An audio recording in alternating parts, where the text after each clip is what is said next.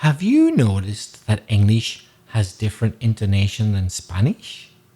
How do you know when to raise your voice up and lower it down? We're going to help you with that in this episode of Aprender inglés con Reza y Craig.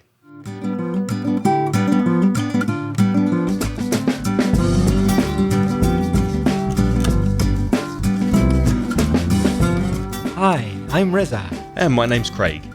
and with nearly 50 years of teaching experience between us, we hope we can help you improve your English and take it up to the next level.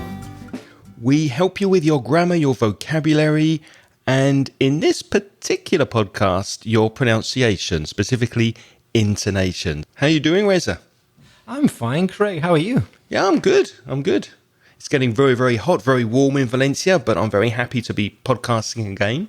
Me too. It helps to warm me up in the winter and cool me down in the summer. It's the perfect balancer. So first this week, we have a voice message sent to us by Jesus, who speaks about intonation.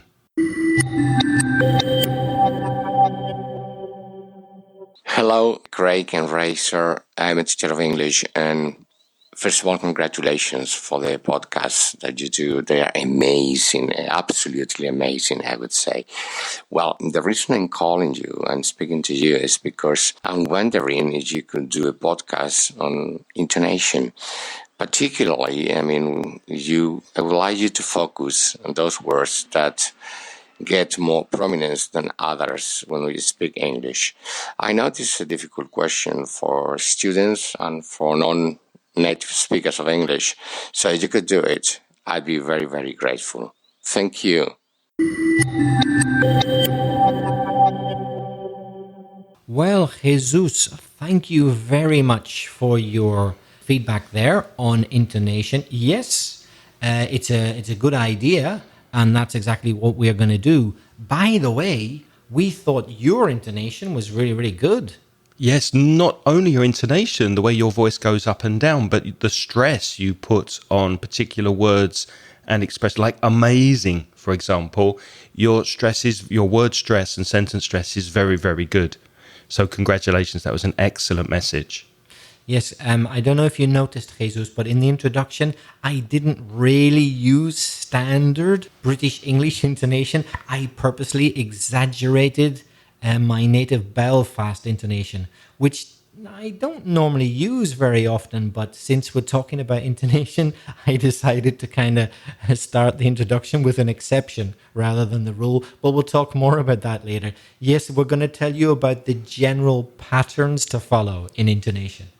But we're not going to speak specifically about stress, word stress, sentence stress, because we've already spoken about that with our friend Wayne.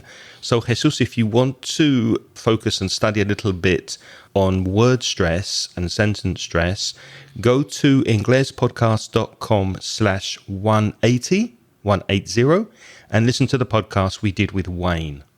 So, what is intonation, Reza? If you had to define it, describe it, how would you explain to somebody who doesn't know what intonation is in English?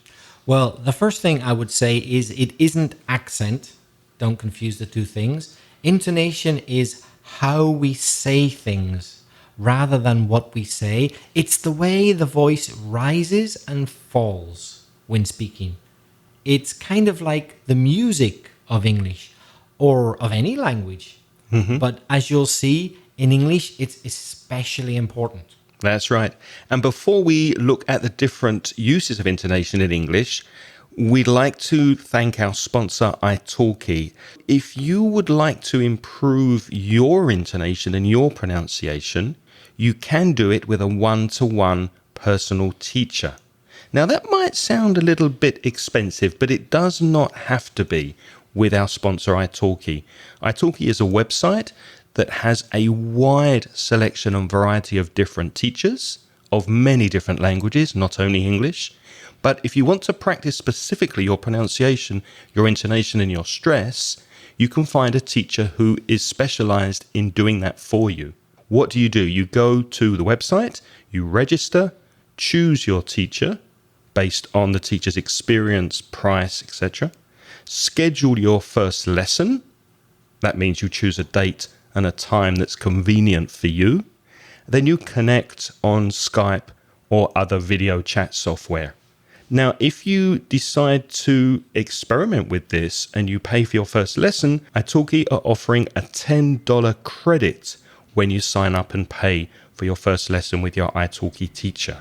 For more details, go to inglespodcast.com/268 and just click on the Italki link in the show notes. And Rose and I would like to thank Italki for sponsoring this podcast. Now, as Craig mentioned earlier, intonation and stress, emphasis of parts of word, stress, they're very strongly connected. And as he said, Wayne dealt with that back in episode 180. So it might be a good idea to also look at that episode. So go to inglespodcast.com/180 to find out more about stress. But we are going to focus now on only intonation.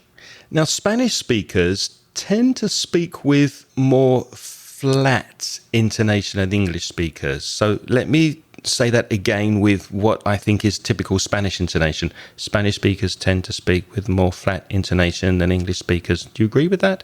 Yes, they do. Although, of course, Spanish speakers use some intonation in their language, but not as much as we are accustomed to in English. And why could that be a problem? Because you don't express with flatter intonation things like interest and surprise and gratitude and anger.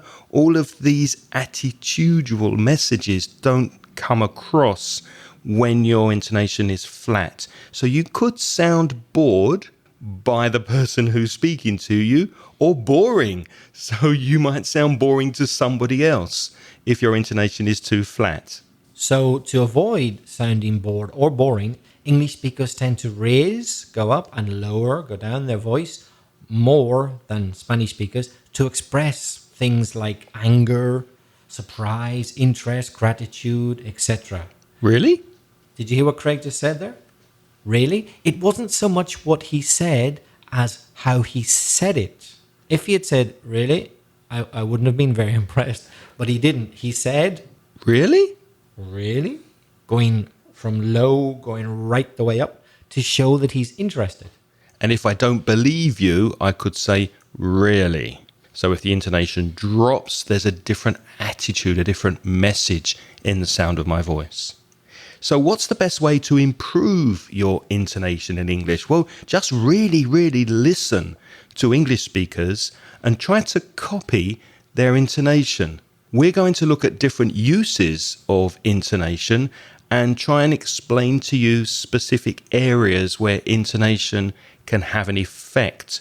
But we strongly recommend that you listen to English and try to notice the intonation and then copy it.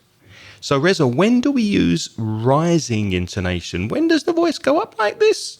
Well, the most important and obvious use is for yes-no questions. Questions which usually require the answer yes or no. Let's practice a few. Craig, do you fancy a cup of tea? Oh, I'd love one, thank you. Reza, can you lend me some money? Yes. Well, it depends how much. Can you lend me €1,000?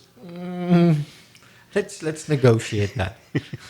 Reza, another question for you. Have you finished doing up your flat yet? Nearly there. I'm days away. I'm sure listeners are keen to know. I'm sure listeners are interested. So all of those questions were yes-no questions, which means the answer was either yes or no. Do you fancy a cup of tea? Yes, please. Or no, thank you. Yes, no questions. The intonation often rises. It goes up. But Craig, there are other types of question too, aren't there? Yes, there are. There are the question tags in English. But there are two kinds of question tags, and we have spoken about this before, so we're not going to go into a lot of detail. If you would like to study question tags in more depth, more deeply, go to inglespodcast.com/20. But generally speaking, rising intonation in question tags is used when it's really a question because you probably don't know the answer. You're kind of checking information. For example, Reza, your dog, Coco, he's 12 years old, isn't he? Actually, he's 14. So I wasn't sure. That was a kind of a guess, but I was fairly sure, maybe 70%, that Coco was 12, and I was wrong. So when I'm checking my information with a question tag, my intonation goes up. Let's do another example. Reza, when you go to Belfast, sometimes in the summer, you teach English for academic purposes in Belfast, don't you? Yes, that's right. Did you notice how my voice went up with the tag, don't you? Because I'm checking the information. So that was going up, but some questions actually go down. For example, questions that begin with a question word at WH, normally WH, who, what, why, where, when, which, but there is the exception how, beginning with H, but the question words. For example, Craig, how busy are you this week? I'm busier than I thought I was going to be. I thought I was going to have a very easy, relaxing week, but I'm quite busy. So did you notice that I didn't go up at the end there? Actually, I went down. I'll repeat. I said, how busy are you this week? Let's have another example. Reza, what time do you want to eat today? Oh, about 2:30. Okay, after the podcasting, we'll have lunch. Did you notice my question, the way it went down? My voice went down. Listen. Reza, what time do you want to eat today?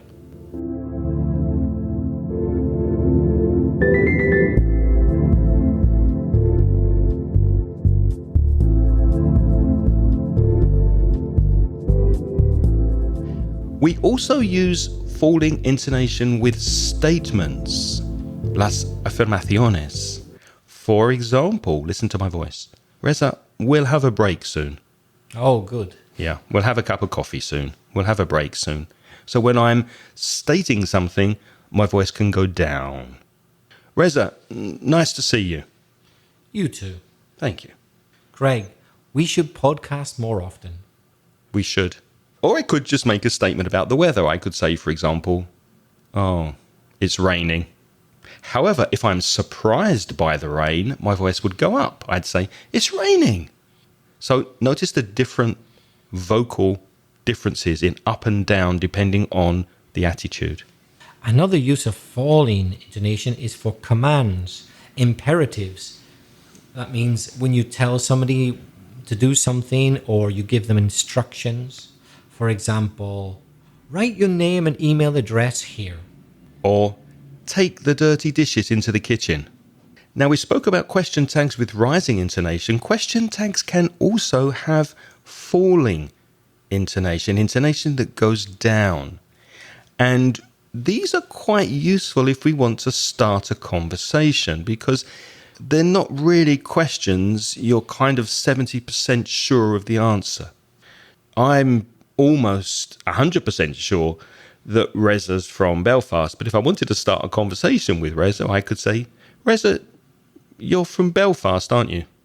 Yes, you're right. So I'm pretty sure, but that could start a conversation. Or imagine you're standing at a bus stop and somebody's next to you and you turn to the person and you say, it's a nice day, isn't it?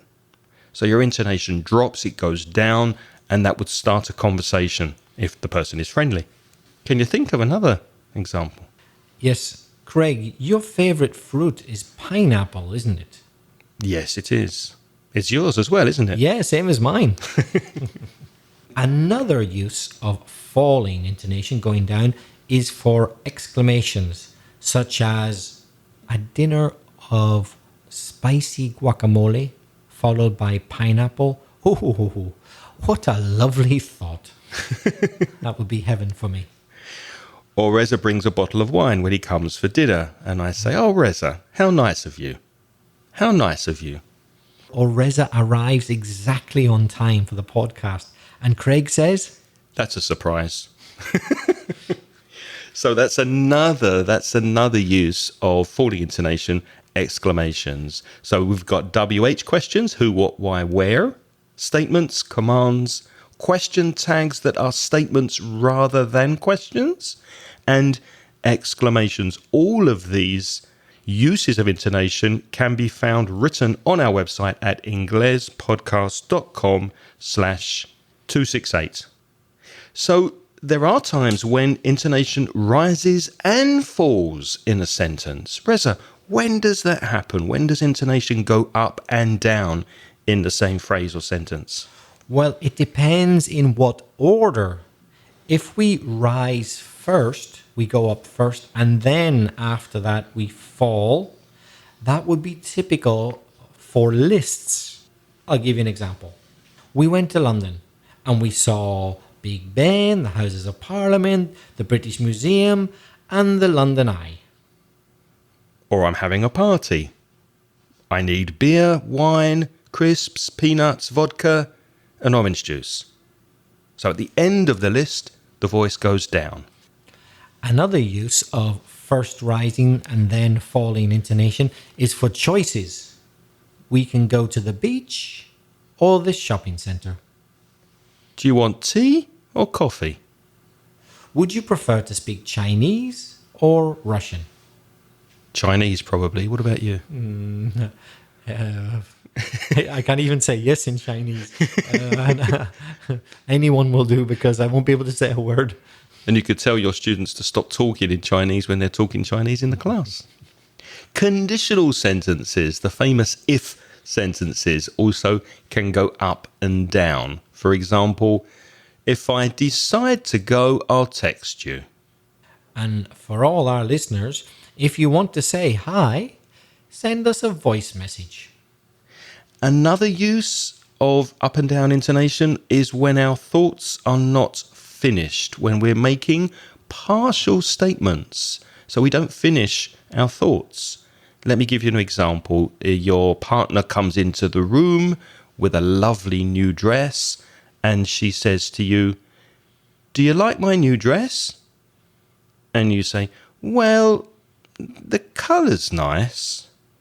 So going up and down kind of suggests that maybe you don't like it, although you do like the colour. Listen again. "Well, the colour's nice."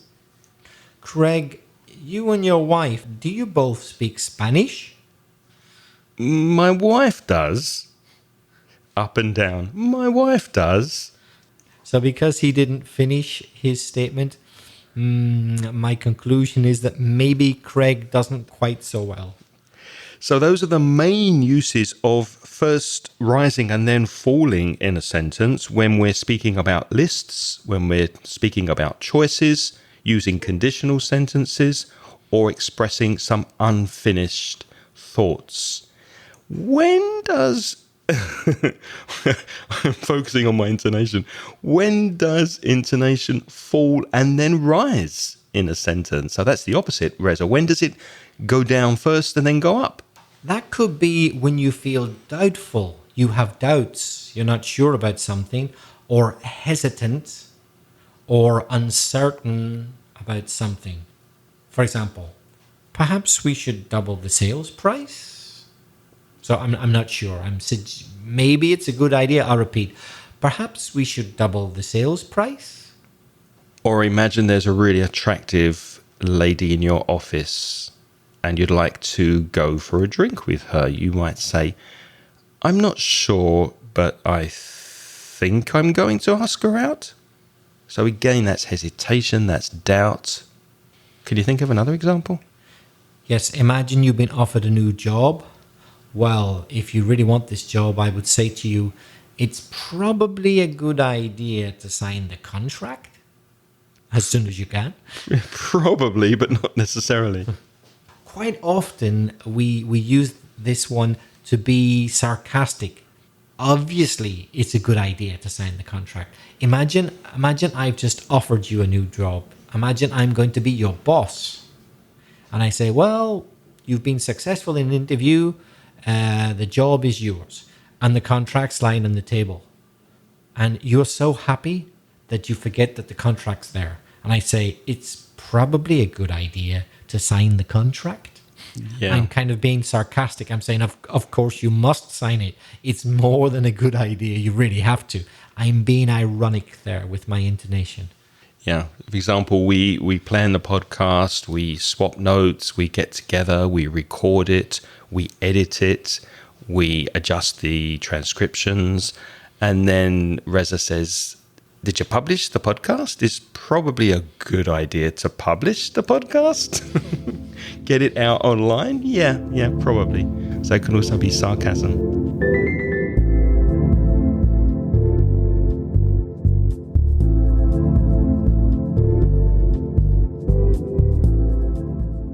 We've looked at some statements and sentences because it's easier to show you intonation that way. But intonation can greatly change the meaning of any word. It can even affect just a single word or two. For example, here are 4 different intonations and different meanings for just one simple question with 2 words. We're going to repeat the same 2 words 4 times, and we're going to give you actually more than 4 meanings. We're going to give you multiple meanings of what they could be. So the 2 words are why not. The first intonation is just a straight question. Why not? Why not? Shall we give a little background statement to kind of give meaning to it? Okay. So let's say that I say to Craig, I'm not going to be in Valencia this summer. And he now wants to ask me a question about that. Craig, I'm not going to be in Valencia this summer. Why not? So my intonation went up. Why not? Because it's just a straight question. I'm just asking a straight question. So rising intonation for a WH question with why. Here comes number 2, and now Craig's going to use different intonation. Craig, I'm not going to be in Valencia this summer. Why not? So with that falling intonation, why not? Going down, I'm expressing disappointment. I'm disappointed, I'm sad, I'm unhappy that Reza is not going to be here to podcast with me. So listen again. Craig, I'm not going to be in Valencia this summer. Why not? For the third one, let's take a different situation. So now we're in a bar, and I say to Craig, Craig, fancy a beer? Why not? So did you notice that he went up first and then he went down? Why did he do that?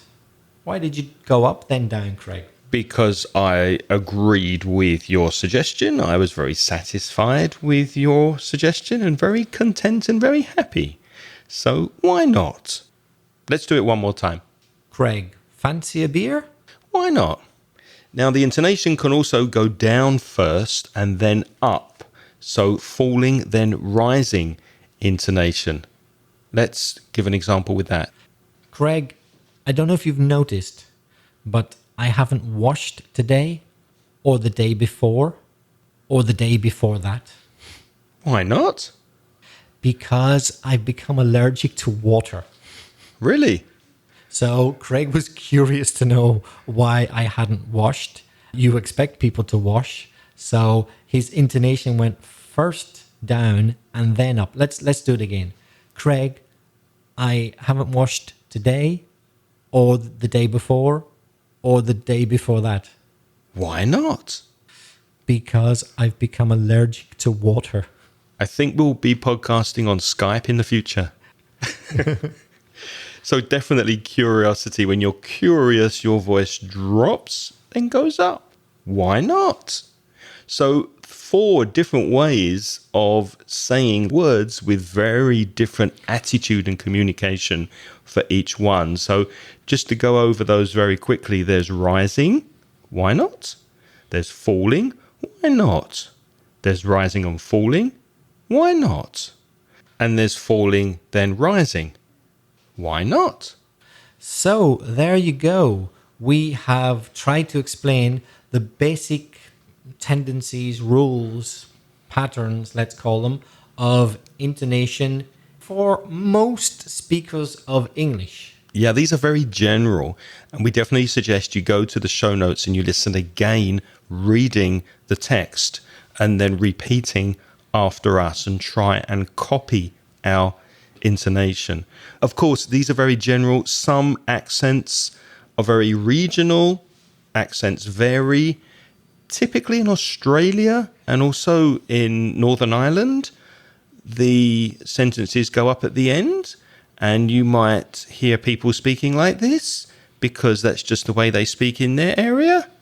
Am I exaggerating too much? Give us an example of a Northern Irish accent. Well, why don't you read the sentences, the Australian ones first? Because I don't mean to sound big-headed, but I'm going to do the Northern Irish ones better than you. Okay. But so you might as well do the Australian ones. Well, I'll try an Australian accent with 4 short sentences. Craig, could you say with exaggerated Australian intonation some typical things that an Aussie, that an Australian might say? Well, I'm sure Alberto's going to criticize this, but I will try. I was driving along in my car, and I hit a kangaroo, and I killed it. So I put it on the barbie. So up and up and up and up with the intonation at the end of each sentence. None of those were questions. They were just statements, but that's the way they do it in Australia. Could you do the same with a Northern Irish accent? Yeah, here goes Northern Irish. So I just have to exaggerate the language that I grew up with. Let's see. I come from Belfast, so I do. I added a "so I do" at the end. That is not a tag question. If you'll notice, it's not in the form of a tag question. It's not "so do I," or it's "so I do." That's a very typical thing to add in Belfast. You're just saying it. It's really true. I notice your brother says that a lot. Yeah. Yeah, it's a strange thing. I'll do it again. I come from Belfast, so I do. So at the end, I went "so I do," but it's not a question. Can I try and copy you? Can you say it again? Okay. I come from Belfast, so I do. I come from Belfast, so I do. Oh, that's really good. Oh, that's really good. You've got it spot on. he's going to parrot me all day now. Go on, do another one. I like this. Do another one. I wanted to use an expression with the word ma, because your ma is your mum, your mummy in Belfast. It's a very typical way. I'll tell your ma what you've done. I'll tell your ma what you've done. I'll tell your ma what you've done. Not so good. Right, I'll try it again. I'll tell your ma what you've done. I'll tell your ma what you've done. I need some work on that. I need to work. This is what you should be doing. You should be trying to copy our intonation and get similar music in your voice and copy the way we are speaking. A type of regional accent I really like, partly because of the intonation. I don't know if many of you listeners are familiar with Gallegos. When they speak Spanish, people from Galicia, I have love a very that particular accent. intonation. That's Es que van arriba, abajo muchos. Hay muchos súberes, bajadas que no hacen en toda España. Tú has estado en Galicia, tío. I love the accent. I think it's fantastic. Yeah, I love the way they do that in Galicia. It's quite different to the rest of Spain. it is. If you would like to watch an example of an Australian comedian speaking Australian and a little bit about intonation, there's a very good YouTube video that we will link to in the show notes at inglespodcast.com/268. So go over there and watch Adam Hills. Adam Hills is a very funny Australian comedian. He does speak very quickly. He speaks fast, but notice the intonation in his voice. It's very typical of Australians. Also, we've put in a link to an American explaining Northern Irish intonation, specifically intonation, in a very short video, in about a minute and a half. He does it really, really well. I mean, he had me convinced, and I come from Northern Ireland. It's a really brief and really good explanation of the intonation there. So the link to that will also be in the show notes. And how can you improve your intonation? Well, we've said before, find short pieces of dialogue and follow the transcriptions. And this podcast is good for that, because if you're a member of Patreon, our Patreon program, you've got the transcriptions available to you. So focus on a very short part of the podcast and then listen, read, repeat. Listen, read, repeat. Focus on the intonation and try and copy it. Another good thing to do, I do it myself often, is to sing along to songs on YouTube. What kind of... Whoa, wait a minute. I've got to ask you. What kind of songs do you sing along to? Oh, all sorts. Pop songs? Pop, blues, Spanish songs, flamenco. I sing along to flamenco. Probably I'm not very convincing as a kind of gypsy flamenco singer, but I give it a go.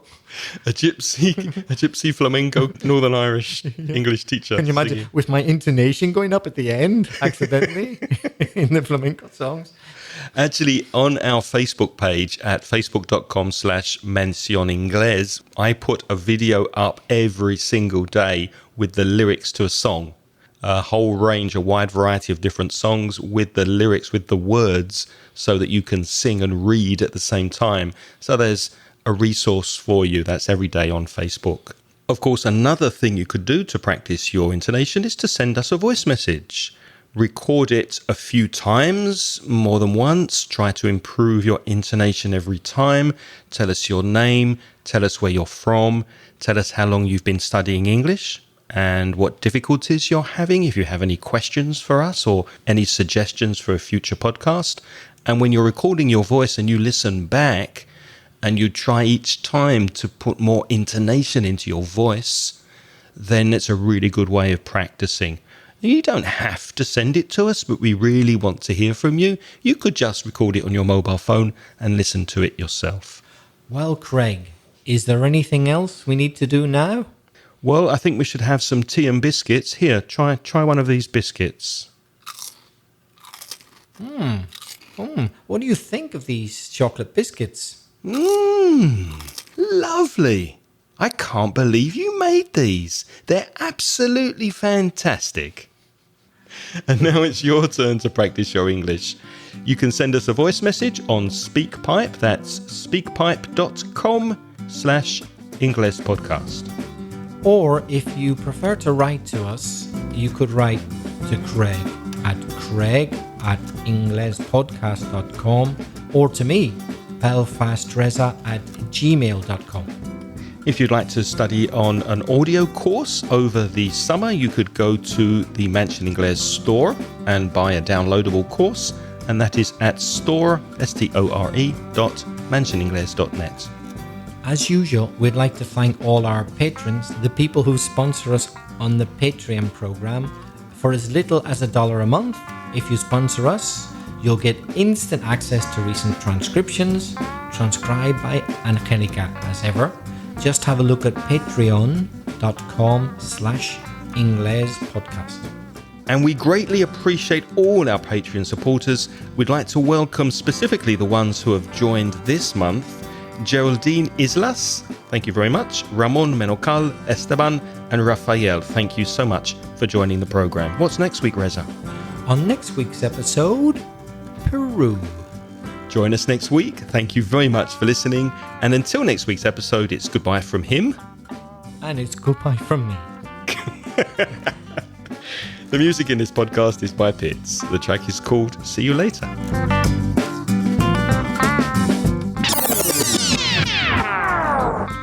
And we greatly Come on, Craig, get your mouth working. And there's falling, then rising. Why not? You just went really high. What about like kind of why? Why shit, not? I don't know. Why not? Why not?